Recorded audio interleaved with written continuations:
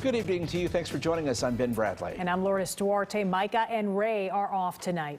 Right now at 9 o'clock, crisis in Afghanistan. The country crumbles to Taliban rule as President Biden defends his move to withdraw U.S. forces. Over the weekend, thousands of Afghans rushed the tarmac in Kabul trying to flee. 7 people were killed. Hundreds now trapped at that airport, an island in the standoff between the Taliban and U.S. forces. Shannon Halligan tracking the latest developments for us from the newsroom tonight. Yeah, the collapse of the Afghan government is the biggest foreign policy crisis of Biden's presidency, but the president admitted no fault for the drawdown and forcefully defended his move to leave the nation the U.S. tried to safeguard since the September 11th attacks. Shocking images Monday as U.S. military planes departed from Afghanistan and thousands of Afghan citizens raced down the runway, many of whom worked as translators and other aides to American troops, flooded the Kabul airport, desperate to escape the Taliban, which swiftly regained control of the country. Good afternoon. Despite the dramatic events unfolding, President Biden defended his decision to withdraw all U.S. troops from Afghanistan. I'm now the 4th American president to preside over war in Afghanistan. 2 Democrats and 2 Republicans. I will not pass this responsibility on to a 5th president.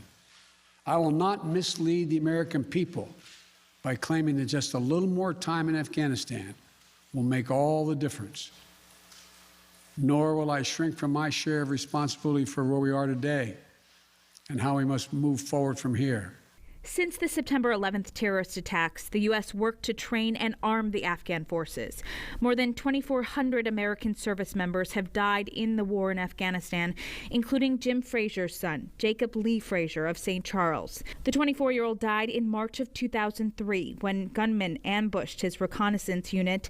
Today, Jim Frazier said he felt conflicted about the events unfolding in the Middle East so rapidly. But the country of Afghanistan has to look at itself and say, are we going to stand up? Are we going to take these billions of dollars worth of weapons and all this training that the Americans gave us and use it? No, we're going to throw our rifles down in the dirt and then let the Taliban take over. As for how this happened so quickly, Northern Illinois University political scientist Chez Thurber said it happened faster than experts anticipated. On paper, it shouldn't have happened like this. The Taliban had fewer soldiers, they're more poorly trained, and they have less equipment than the Afghan military. Yet I think we underestimated the morale depletion of the Afghan military. They've been fighting the Taliban for years. They've been poorly paid, if paid at all. And I think the U.S. withdrawing their support was the last straw for them. They decided that this fight wasn't worth fighting anymore. And it's because of the quick defeat that the president said the U.S. drawback had to happen now. There's some very brave and capable Afghan special forces units and soldiers. But if Afghanistan is unable to mount any real resistance to the Taliban now, there is no chance that 1 year, 1 more year, 5 more years, or 20 more years of U.S. military boots on the ground would have made any difference. The president did authorize 6,000 U.S. troops to deploy to Afghanistan for the purpose of assisting in the departure of U.S. and allied civilian personnel.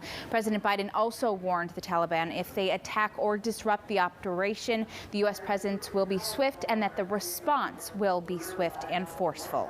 Live in the newsroom, Shannon Halligan, WGN News. Thanks, Shannon. And